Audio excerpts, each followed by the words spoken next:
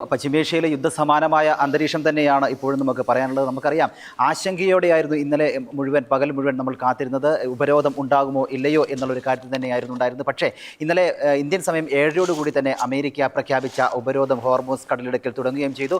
ഇറാനിൽ നിന്ന് പുറത്തേക്ക് പോകുന്നതും ഇറാനിലേക്ക് വരുന്നതുമായ എല്ലാ കപ്പലുകളെയും തടയും എന്ന് തന്നെയാണ് അമേരിക്കൻ പ്രസിഡന്റ് ഡൊണാൾഡ് ട്രംപ് പറഞ്ഞിരിക്കുന്നത്. മാത്രമല്ല, ഇന്ധനം നിറയ്ക്കാത്ത കപ്പലുകൾക്ക് വഴി ഒരുക്കും എന്നുകൂടി ഇപ്പോൾ പറഞ്ഞിട്ടുണ്ട്. എന്തായാലും ആശങ്കയോടുകൂടി തന്നെയാണ് ലോകം മുന്നോട്ട് പോകുന്നത്. എന്താകും വരും ദിവസങ്ങളിൽ നടക്കുക എന്നുള്ളത് തന്നെയാണ് ആശങ്കയ്ക്ക് പ്രധാനപ്പെട്ട ഒരു കാരണമായി മാറുന്നത്. എന്തായാലും നേരത്തെ റോബിൻ പറഞ്ഞതുപോലെ തന്നെ അടുത്ത വ്യാഴാഴ്ച ഒരു ചർച്ചയ്ക്കുള്ള സാഹചര്യം ഒരുങ്ങുന്നതായും സൂചനകളുണ്ട്. നമ്മളുടെ ജോർജി ജോസ് കൂടി ചേരുന്നുണ്ട്. എനിക്കറിയാം, യുദ്ധം തുടങ്ങിയ നാൾ മുതൽ ഇപ്പോൾ 45 ദിവസത്തോളം ആയിരിക്കുന്നു. അന്ന് മുതൽ തന്നെ യുദ്ധത്തെക്കുറിച്ച് അതിൻ്റെ പിന്നാമ്പുറങ്ങളെക്കുറിച്ചെല്ലാം നമ്മൾ ചർച്ച ചെയ്യുകയുണ്ടായി. ഇപ്പോൾ ഹോർമൂസ് ഉപരോധം ഏർപ്പെടുത്തി കഴിഞ്ഞ ഒരു സമയമാണ്. എങ്ങനെയൊക്കെയാണ് ഈ ആശങ്കയെ നോക്കിക്കാണുന്നത്? വളരെ കടുത്ത ആശങ്ക എന്ന് തന്നെ നമുക്ക് വിശേഷിപ്പിക്കാൻ സാധിക്കും. അമേരിക്കൻ പ്രസിഡന്റ് ഡൊണാൾഡ് ട്രംപ് എനിക്ക് തോന്നുന്നു കഴിഞ്ഞ ദിവസം നമ്മളിങ്ങനെ തമാശ രൂപേണ പറഞ്ഞു, ഈ പറയുന്ന ഈ പ്രസ്താവന അല്ലെങ്കിൽ ഭീഷണി വില പോകാൻ സാധ്യതയുണ്ടോ, നടപ്പാക്കുമോ അല്ലെങ്കിൽ വരും മണിക്കൂറുകളിൽ അതിനുള്ള സാധ്യതയുണ്ടോ എന്നുള്ള രീതിയിൽ നമ്മളൊരു തമാശ രൂപേണ പറഞ്ഞിരിക്കുന്നു. പക്ഷേ ട്രംപ് അത് നടപ്പാക്കിയിരിക്കുന്നു. അതായത് ഹോർമൂസ് കടലിടുക്കിൽ ഒരു ശക്തമായിട്ടുള്ള നേവൽ ബ്ലോക്കേഡ് അദ്ദേഹം നടത്തിയിരിക്കുന്നു. ലഭ്യമാകുന്ന വിവരങ്ങൾ അനുസരിച്ച് ഏകദേശം 15ഓളം കപ്പലുകൾ ഈ ഒരു ഉപരോധത്തിൽ ഉണ്ട് എന്നാണ് നമുക്ക് മനസ്സിലാക്കാൻ സാധിക്കുന്നത്. അതിൽ യുദ്ധക്കപ്പലുകളുണ്ട്, ഈ പറയുന്ന വിമാനവാഹിനി കപ്പലുകളുണ്ട്, മറ്റ് പല കാര്യങ്ങൾക്കും അല്ലെങ്കിൽ ടെക്നിക്കൽ കാര്യങ്ങൾക്കും വേണ്ടി നിയോഗിച്ചിരിക്കുന്ന കപ്പലുകളുണ്ട്. അപ്പോൾ ശക്തമായിട്ടുള്ള ഉപരോധ സംവിധാനം തന്നെയാണ് അവിടെ അമേരിക്ക ഈ ഹോർമൂസ് കടലിടുക്കിൽ ഏർപ്പെടുത്തിയിരിക്കുന്നത്. അതിനിടെ പുറത്തു വന്ന മറ്റൊരു വാർത്ത എന്ന് പറയുന്നത്, നമുക്കറിയാം ഇപ്പോൾ ഉപരോധം ആരംഭിച്ചിട്ട് ഏകദേശം 12 മണിക്കൂറോളം പിന്നിടുന്ന ഒരു സാഹചര്യത്തിലേക്ക് പോകുന്നു. ആ സമയത്തിനിടയിൽ ഒരു ചൈനീസ് കപ്പൽ ഈ ഹോർമൂസ് കടലിടുക്ക് വഴി പാസ് ചെയ്തു എന്നൊരു വാർത്ത വരുന്നുണ്ട്. മെത്തനോളൊക്കെ കയറ്റി പോകുന്ന ഒരു ചൈനീസ് കപ്പൽ ഈ ഹോർമൂസ് കടലിടുക്ക് വഴി പാസ് ചെയ്തതായിട്ട് ഈ ഷിപ്പുകളെ ട്രാക്ക് ചെയ്യുന്ന അത്തരത്തിലുള്ള വെബ്സൈറ്റ് സംവിധാനങ്ങൾ അങ്ങനെ വ്യക്തമാക്കുന്നുണ്ട്. അപ്പോൾ അത് ഏത് സാഹചര്യത്തിലാണ് ആ കപ്പലിന് ഹോർമൂസ് കടലിടുക്ക് വഴി അത് പോകാൻ കഴിഞ്ഞത് എന്നത് നമ്മൾ കണ്ടറിയേണ്ടിയിരിക്കുന്നു. ഈ അമേരിക്കൻ സെൻട്രൽ കമാൻഡ് പറയുന്നതനുസരിച്ച് ഈ അതുവഴി പാസ് ചെയ്യുന്ന ഈ ഇറാനിയൻ പോർട്ടുകളിലേക്ക് വന്നും പോയിക്കൊണ്ടും ഇരിക്കുന്ന കപ്പലുകൾ അതിനെ കൃത്യമായി ബ്ലോക്ക് ചെയ്യും. അതല്ലാത്ത നോൺ ഇറാനിയൻ പോർട്ടുകളിലേക്ക് പോകുന്ന കപ്പലുകളുടെ സഞ്ചാര സ്വാതന്ത്ര്യത്തെ തടസ്സപ്പെടുത്തുകയില്ല എന്ന് അമേരിക്കൻ സെൻട്രൽ കമാൻഡ് വ്യക്തമാക്കി കഴിഞ്ഞിരിക്കുന്നു. അപ്പോൾ അതീവ ആശങ്ക ജനിപ്പിക്കുന്ന സാഹചര്യം തന്നെയാണ് അവിടെ നിലനിൽക്കുന്നത്. എന്നാൽ അല്പം ആശ്വാസകരമായിട്ടുള്ളൊരു കാര്യമെന്ന് പറയുന്നത്, ഇന്ന് പ്രഭാതം ആയതിനു ശേഷം ഈ എണ്ണ വിലയിൽ സ്വല്പം ഒരു നേരിയ ഒരു കുറവ് സംഭവിച്ചിട്ടുണ്ട്. അതിൻ്റെ ഒരു കാരണം എന്ന് പറയുന്നത്, ഇപ്പോൾ റോജി സൂചിപ്പിച്ചതുപോലെ ഒരു ചർച്ചയ്ക്കുള്ള ചില സാധ്യതകൾ അവിടെ തുറന്നിരിക്കുന്നു. അതായത് നമുക്കറിയാം, സീസ് ഫയർ അവസാനിക്കാൻ ഈ 2 ആഴ്ചത്തെ സീസ് ഫയർ വെടിനിർത്തൽ അവസാനിക്കാൻ ഇനി ദിവസങ്ങൾ മാത്രമേ ബാക്കിയുള്ളൂ. അപ്പോൾ അതിനുള്ളിൽ തന്നെ വീണ്ടും ഒരു നെഗോസിയേഷൻ ടേബിളിലേക്ക് ഈ പറയുന്ന അമേരിക്കയും ഇറാനെയും കൊണ്ടുവരിക എന്ന ലക്ഷ്യത്തോടു കൂടിയുള്ള നീക്കങ്ങൾ നടന്നുകൊണ്ടിരിക്കുന്നുണ്ട്. പാകിസ്ഥാൻ അതിന് മുൻകൈ എടുക്കുന്നു. വീണ്ടും ഒരു ചർച്ചകളിലേക്ക് ഇരു കക്ഷികളെയും കൊണ്ടുവരാനുള്ള നീക്കങ്ങൾ അന്താരാഷ്ട്ര തലത്തിലും നടക്കുന്നുണ്ട്. ഇനി മറ്റൊരു പ്രധാനപ്പെട്ട ഒരു കാര്യം എന്ന് പറയുന്നത്, ഈ ഹോർമൂസ് കടലിടുക്കിൽ അമേരിക്ക നടത്തിയിരിക്കുന്ന ഇരു നീക്കത്തിനെതിരെ റഷ്യ ശക്തമായിട്ട് പ്രതികരിച്ചിട്ടുണ്ട്. റഷ്യൻ വക്താവ് പറഞ്ഞൊരു കാര്യം, ഇത് മറ്റൊരു യുദ്ധത്തിന് തുടക്കമിടാനുള്ളൊരു സാധ്യത ഉണ്ട് എന്ന് റഷ്യൻ വക്താവ് പറഞ്ഞിരിക്കുന്നു. മാത്രമല്ല, അടുത്തൊരു പ്രധാനപ്പെട്ട ഒരു വാർത്ത എന്ന് പറയുന്നത്, ഇറാൻ്റെ ഫോറിൻ മിനിസ്റ്റർ അറഗാച്ചി അദ്ദേഹം ഈ റഷ്യൻ പ്രതിനിധികളുമായിട്ട് അവിടെ ഭരണ നേതൃത്വവുമായിട്ട് ചർച്ച നടത്തിയിരിക്കുന്നു. അദ്ദേഹം പറഞ്ഞൊരു കാര്യമുണ്ട്, ഈ അൺപ്രൊവോക്കേറ്റീവ് ആയിട്ടുള്ള ഈ ഒരു വിഷയം, അതായത് അമേരിക്ക നടത്തിയിരിക്കുന്ന ഈ ഒരു നീക്കം അത് ദൂരവ്യാപകമായിട്ടുള്ളൊരു പ്രത്യാഘാതം സൃഷ്ടിക്കാനുള്ളൊരു സാധ്യതയുണ്ട്. ശക്തമായിട്ടുള്ള തിരിച്ചടി ഇറാൻ്റെ ഭാഗത്തു നിന്നും ഉണ്ടാവും. മറുസൈഡിൽ ട്രംപ് പറഞ്ഞൊരു കാര്യം കൂടിയുണ്ട്, ഈ നേവൽ ബ്ലോക്കേഡിനെ തടസ്സപ്പെടുത്താൻ മുന്നോട്ട് വരുന്ന ഏത് കപ്പലായിക്കോട്ടെ, ഏത് ഇറാനിയൻ കപ്പലായിക്കോട്ടെ, അതിനെ ഞങ്ങൾ മുക്കിക്കളയുമെന്ന ശക്തമായിട്ടുള്ള മുന്നറിയിപ്പ് കൂടി ട്രംപ് നടത്തിയിരിക്കുന്നു. അപ്പോൾ ഇവിടെ പ്രധാനപ്പെട്ട മറ്റൊരു കാര്യം, ഇപ്പോൾ ഈ റഷ്യയെക്കുറിച്ച് പറഞ്ഞതുകൊണ്ട് തന്നെ ഈ റഷ്യ, ചൈന, ഇറാൻ എന്ന് പറയുന്ന ഒരു ബെൽറ്റ് ഉണ്ടാവാനുള്ള സാധ്യത എത്രത്തോളം നമ്മൾ കാണണം?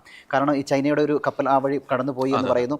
ചൈന നല്ല സപ്പോർട്ട് ഇറാന് നൽകുകയും ചെയ്യുന്നു, റഷ്യയും ഇറാനും നല്ല സപ്പോർട്ട് നൽകുന്നു. അപ്പോൾ ഈ 3 രാജ്യങ്ങളും തമ്മിലുള്ള ഒരു സഖ്യം ഉണ്ടാവാനുള്ള സാധ്യതകൾ അതിനെ എങ്ങനെ വിലയിരുത്തുന്നത്? അത് നമ്മൾ ചരിത്രപരമായിട്ട് നോക്കുകയാണെങ്കിൽ ഈ 3 രാജ്യങ്ങൾക്കിടയിൽ അന്തർധാര വളരെയധികം സജീവം തന്നെയാണ്. ഈ 3 രാജ്യങ്ങളും ഇറാനെ തീർച്ചയായിട്ടും മാനസികമായിട്ടും എല്ലാ രീതിയിലും പിന്തുണയ്ക്കുന്നുണ്ട്. ഈ ഒരു ഘട്ടത്തിൽ ഈ റഷ്യക്ക് കുറെ കൂടി തുറന്ന രീതിയിൽ, കുറെ കൂടി സൈനികമായിട്ട് ഈ പറയുന്ന ഇറാനെ പിന്തുണയ്ക്കുവാൻ റഷ്യയെ പരിമിതപ്പെടുത്തുന്ന ഒരു പോയിന്റ് എന്ന് പറയുന്നത്, അവിടെ തുടർന്നുകൊണ്ടിരിക്കുന്ന യുക്രൈൻ യുദ്ധം തന്നെയാണ്. യുക്രൈൻ യുദ്ധത്തിൽ റഷ്യ എൻഗേജ്ഡ് ആയിട്ടിരിക്കുന്ന ഒരു സാഹചര്യത്തിൽ സൈനികമായിട്ട് ഇറാനെ പിന്തുണയ്ക്കുക പറയുക എന്ന് പറയുന്നത് അല്പം ബുദ്ധിമുട്ടേറിയ കാര്യം തന്നെയാണ് റഷ്യയെ സംബന്ധിച്ച്. പക്ഷേ അങ്ങനെ പറയുമ്പോൾ പോലും എല്ലാ തരത്തിലുള്ള പിന്തുണയും റഷ്യയും ചൈനയും ഇറാന് കൊടുക്കുന്നുണ്ട് എന്നാണ് അന്താരാഷ്ട്ര നിരീക്ഷകർ പറയുന്നത്. ഈ സാറ്റലൈറ്റ് പരമായിട്ടുള്ള ഡേറ്റ കൈമാറുന്നു, ചൈനയുടെ ചില ഉപഗ്രഹ സംവിധാനങ്ങൾ ഇറാൻ ഉപയോഗിക്കുന്നുണ്ട്. മാത്രമല്ല റഷ്യയുടെ ഭാഗത്തുനിന്നും ചില പിന്തുണ, സൈനികമായിട്ടുള്ള ചില പിന്തുണ, ടെക്നിക്കൽ പിന്തുണ ഈ ഇറാന് ലഭിക്കുന്നുണ്ട് എന്നാണ് നമുക്ക് മനസ്സിലാക്കാൻ സാധിക്കുന്നത്. പക്ഷേ ഇരു രാജ്യങ്ങളെയും ഈ ഇറാനെ പൂർണ്ണ തോതിൽ പിന്തുണയ്ക്കുന്നതിൽ നിന്ന്, അല്ലെങ്കിൽ സൈനികമായി പൂർണ്ണ തോതിൽ പിന്തുണയ്ക്കുന്നതിൽ നിന്ന് അവരെ തടസ്സപ്പെടുത്തുന്ന പ്രധാന ഫാക്ടർ എന്ന് പറയുന്നത് ഇപ്പുറത്ത് നിൽക്കുന്നത് അമേരിക്കയാണ്. അതിനാൽ തന്നെ ഇരു രാജ്യങ്ങളും ഇറാന്റെ പിന്നിൽ അണിനിരന്നു കഴിഞ്ഞാൽ നമ്മൾ ഇതുവരെ കാണാത്ത രീതിയിലുള്ള ഒരു തേർഡ് വേൾഡ് വാർ എന്ന രീതിയിലേക്കൊക്കെ കാര്യങ്ങൾ പോകാനുള്ള സാധ്യതയുണ്ട്. ഇപ്പുറത്ത് നിൽക്കുന്നത് അമേരിക്ക മാത്രമല്ല, ഇപ്പുറത്ത് നിൽക്കുന്നത് ട്രംപ് കൂടിയാണ്. അതിനാൽ തന്നെ ഇറാനും ഇറാന്റെ ഒപ്പം ഈ റഷ്യയും ചൈനയും അണിനിരന്നു കഴിഞ്ഞാൽ അത് സൃഷ്ടിക്കുന്ന പ്രത്യാഘാതം എന്ന് പറയുന്നത് വളരെ വലുതാണ്. ഇനി നമ്മളിത് സംസാരിച്ചുകൊണ്ടിരിക്കുമ്പോൾ തന്നെ വളരെ പ്രധാനപ്പെട്ട മറ്റൊരു ഡിപ്ലോമാറ്റിക് ഡെവലപ്മെന്റ് അമേരിക്കയിൽ നടന്നുകൊണ്ടിരിക്കുന്നുണ്ട്. പതിറ്റാണ്ടുകൾക്ക് ശേഷം ആദ്യമായിട്ട് ഈ ലെബനോന്റെയും ഇസ്രായേലിന്റെയും ചില ഉദ്യോഗസ്ഥർ അവർ ഒരു ചർച്ചയ്ക്ക് തയ്യാറെടുക്കുന്നു. ഇന്ന് ചൊവ്വാഴ്ച ചർച്ചയ്ക്ക് അമേരിക്കൻ സമയം, അവിടെ പകൽ സമയം അവിടെ ചർച്ചയ്ക്ക് തയ്യാറെടുക്കുന്നത് എന്നൊരു വാർത്ത വരുന്നുണ്ട്. ലെബനോനും ഇസ്രായേലും തമ്മിൽ നിലവിൽ ഒരു നയതന്ത്ര ബന്ധമില്ല. അതിൻ്റെ ഒരു സാഹചര്യത്തിൽ പതിറ്റാണ്ടുകൾക്ക് ശേഷം ഇരു രാജ്യങ്ങളുടെയും അംബാസഡർമാർ, അമേരിക്കയിലെ അംബാസഡർമാർ തമ്മിൽ നടത്തുന്ന ആ ഒരു ചർച്ചയ്ക്ക് അതീവ പ്രാധാന്യം തന്നെയുണ്ട്. കാരണം ലെബനോനിൽ ഇസ്രായേൽ ഹിസ്ബുള്ളകൾക്കെതിരെ ശക്തമായിട്ടുള്ള ആക്രമണം നടത്തിക്കൊണ്ടിരിക്കുന്നു. അത് ലെബനോനിൽ വളരെ കാര്യമായിട്ടുള്ള നാശനഷ്ടങ്ങൾ സൃഷ്ടിക്കുന്നുണ്ട്. അതിനാൽ തന്നെ ഒരു വെടിനിർത്തലിലേക്ക് കാര്യങ്ങളെ കൊണ്ടുചെന്ന് എത്തിക്കുവാനുള്ള നീക്കങ്ങൾ ലെബനോൻ തന്നെ ഇനിഷ്യേറ്റീവ് എടുത്തിട്ട് അവിടെ നടന്നുകൊണ്ടിരിക്കുന്നു. അതിൻ്റെ ഭാഗമായിട്ടാണ് ഇരു കക്ഷികളും തമ്മിലുള്ള ഒരു ചർച്ച അവിടെ നടക്കുന്നത്. US state secretary Marco Rubio ആ ചർച്ചയിൽ പങ്കെടുക്കുമെന്നാണ് നമുക്ക് മനസ്സിലാക്കാൻ സാധിക്കുന്നത്. അപ്പോൾ അതിനാൽ തന്നെ ഒരു വശത്ത് കലുഷിതമായിട്ടുള്ള സാഹചര്യങ്ങൾ നിലനിൽക്കുമ്പോൾ പോലും മറു സൈഡിൽ ഒരു ചർച്ചകൾക്കുള്ള ചില വാദയാനങ്ങൾ, അല്ലെങ്കിൽ സമാധാനത്തിനുള്ള ചില സാധ്യതകളൊക്കെ അവിടെ തുറന്നു കിടക്കുന്നുണ്ട്. JD വാൻസ് അല്പം മുമ്പ് പറഞ്ഞ ഒരു വാക്കുണ്ട്. ഈ ഇറാൻ ഉപയോഗിക്കുന്നത്, അല്ലെങ്കിൽ ഇറാൻ മുന്നോട്ട് വയ്ക്കുന്നത്, ഈ ഹോർമുസ് കടലിടുക്ക് അടച്ചിടുന്നത് വഴി ഇറാൻ മുന്നോട്ട് വയ്ക്കുന്നത് ഒരു സാമ്പത്തിക ഭീകരതയാണ്, എക്കണോമിക് ടെററിസം എന്നൊരു വാക്കാണ് അദ്ദേഹം യൂസ് ചെയ്തത്. ഈ ചർച്ചയെ സംബന്ധിച്ചൊരു ഔദ്യോഗികമായിട്ടുള്ള ചില വിശദാംശങ്ങൾ പുറത്തു വന്നത്, അതായത് അമേരിക്ക ഇറാന് മുന്നോട്ട് വെച്ച ഒരു ഡിമാൻഡുണ്ട്. അടുത്തൊരു 20 വർഷത്തേക്ക് ഈ ആണവായുധം നിർമ്മിക്കുന്നതിന് ഉതകുന്ന രീതിയിലുള്ള ആണവ സമ്പുഷ്ടീകരണത്തിലേക്ക് ഇറാൻ പോകരുതെന്നൊരു ഡിമാൻഡ് അമേരിക്ക വെച്ചിരുന്നു. പക്ഷേ ഇറാൻ ഫോർമലായിട്ട് അമേരിക്കയ്ക്ക് കൊടുത്ത ഒരു മറുപടി എന്ന് പറയുന്നത് 20 വർഷം സാധ്യമല്ല, 5 വർഷത്തേക്ക് വേണമെങ്കിൽ ഞങ്ങളുടെ പദ്ധതികൾ മാറ്റിവെക്കാം, അല്ലെങ്കിൽ മാറ്റി നിർത്താം എന്നൊരു കാര്യം ഇറാൻ മുന്നോട്ട് വയ്ക്കുന്നുണ്ട്. അപ്പോൾ അവിടെ തട്ടിയാണ് പലപ്പോഴും ഈ ചർച്ച അവിടെ ഒരു നിലയ്ക്കുന്ന ഒരു രീതിയിലേക്ക് കാര്യങ്ങൾ പോകുന്നത്. JD വാൻസ് തന്നെ പറഞ്ഞൊരു പോയിന്റ് ഉണ്ട്, പന്ത് ഇറാന്റെ കോർട്ടിൽ തന്നെയാണ്, പന്ത് ഇപ്പോഴും ഇറാന്റെ കോർട്ടിൽ തന്നെയാണ്. ഇറാനാണ് തീരുമാനിക്കേണ്ടത് സമാധാനം വേണോ വേണ്ടയോ എന്നൊരു കാര്യം ഇറാനാണ് തീരുമാനിക്കേണ്ടത്. ഇറാൻ തിരിച്ചു പറയുകയും ചെയ്തു, അമേരിക്കയുടെ കോർട്ടിലാണ് അവർ അങ്ങനെ പറയുകയും ചെയ്തു. പിന്നെ ചില കാര്യങ്ങൾ പറയുന്നത്, ഈ ഇറാൻ അവരുടെ ചർച്ചയ്ക്കായിട്ട് അവർ കൊണ്ടുവന്ന പ്രതിനിധി സംഘത്തിൻ്റെ ഒരു സ്വഭാവം കൂടി ഈ ചർച്ചയെ അട്ടിമറിക്കുവാൻ, അല്ലെങ്കിൽ ഈ ചർച്ചയെ പരാജയപ്പെടുത്തുവാൻ കാരണമായിട്ടുണ്ട് എന്നൊരു കാര്യം കൂടി പറയുന്നുണ്ട്. നമുക്കറിയാം, ഏകദേശം 100-ലധികം വരുന്ന ഒരു പ്രതിനിധി സംഘമാണ് ഈ ഇറാൻ ചർച്ചയ്ക്കായിട്ട് പാകിസ്ഥാനിലേക്ക് എത്തിച്ചത്. അതിൽ ഇറാൻ്റെ പാർലമെന്റ് സ്പീക്കറുണ്ട്, ഇറാൻ ഫോറിൻ മിനിസ്റ്ററുണ്ട്. പക്ഷേ ഒരു ഹാർഡ് കോർ സ്റ്റാൻഡ് എടുക്കുന്ന, ഒരു എക്സ്ട്രീം സ്റ്റാൻഡ് എടുക്കുന്ന പലരും ആ സംഘത്തിൽ ഉണ്ടായിരുന്നു എന്നാണ് മനസ്സിലാക്കാൻ സാധിക്കുന്നത്. അതുതന്നെയാണ് ഈ ചർച്ചകൾ വഴിമുട്ടുവാൻ, പരാജയപ്പെടുവാൻ ഇടയാക്കിയത് എന്ന രീതിയിലേക്ക് കാര്യങ്ങൾ പോകുന്നു. അപ്പോൾ കൃത്യമാണ് അവിടെ ഒരു വിഭജനം സംഭവിച്ചിരിക്കുന്നു. ഇറാന്റെ ഭരണ നേതൃത്വത്തിൽ ഒരു വിഭജനം സംഭവിച്ചിരിക്കുന്നു. ഒരു കൂട്ടർ സമാധാനം ആഗ്രഹിക്കുന്നു, മറുകൂട്ടർ ഈ പറയുന്ന IRGC നേതൃത്വം കൊടുക്കുന്ന മറുപക്ഷം അവിടെ കൃത്യമായിട്ടും സമാധാനം വേണ്ട, യുദ്ധം തുടരട്ടെ, മരണം വരെ യുദ്ധം തുടരട്ടെ, അങ്ങനെയുള്ള രീതിയിലുള്ള നിലപാടെടുക്കുന്നു. ദൗർഭാഗ്യകരം എന്ന് പറയട്ടെ, ആ തീവ്ര നിലപാടിനാണ് അവിടെ ഇറാനിൽ ഒരു ഭൂരിപക്ഷം, ഒരു പിന്തുണ എന്ന് നമ്മൾ പറയേണ്ടിയിരിക്കുന്നു. അതുതന്നെയാണ് ഈ ചർച്ചകളെ വഴിമുടക്കുന്ന ഒരു പ്രധാനപ്പെട്ട ഒരു ഘടകം. മറ്റൊരു പോയിന്റിലേക്ക് വരികയാണെങ്കിൽ, അമേരിക്കൻ പ്രസിഡന്റ് ഡൊണാൾഡ് ട്രംപ് മാർപ്പാപ്പയ്ക്ക് എതിരെ ഉന്നയിച്ച കാര്യങ്ങൾ, ഇപ്പോൾ 2000 വർഷം പഴക്കമുള്ള ഒരു പാരമ്പര്യത്തെയാണ് അധിക്ഷേപിച്ചത്. ഇപ്പോൾ അമേരിക്കയുടെ ഒരു ചരിത്രം നോക്കുകയാണെങ്കിൽ ഒരു 400 വർഷത്തെ ചരിത്രം മാത്രമേ അമേരിക്ക പറയാനുള്ളൂ. അപ്പോൾ ഇത്രയും വർഷം പഴക്കമുള്ള, 2000 വർഷം പഴക്കമുള്ള ഒരു പാരമ്പര്യത്തെ ഇത്രയും ക്രൂരമായ രീതിയിൽ അധിക്ഷേപിക്കുക വഴി എന്തായിരിക്കും ഈ ട്രംപ് ലക്ഷ്യമിട്ടത്? എന്തെങ്കിലും ഞാൻ പറഞ്ഞേക്കാം, ക്രിസ്തുവിൻ്റെ പോലെയുള്ള മുഖം ഒക്കെ വെച്ച് വരികയും ചെയ്തു. എന്തായിരിക്കും ഇതിലൂടെ ട്രംപ് പറഞ്ഞത്? ഈ ലോകത്ത് ഭരിക്കുന്ന മുഴുവൻ ഞാനാണ് എന്നൊരു സന്ദേശമാണോ കൊടുക്കാൻ? എന്താണ് അദ്ദേഹം ഉദ്ദേശിച്ചിരിക്കുക? അതിന് നമുക്ക് ഒറ്റ വാക്കി പറയാൻ സാധിക്കും, ശുദ്ധ വിവരക്കേട് എന്ന് തന്നെ നമുക്ക് പറയാൻ സാധിക്കും.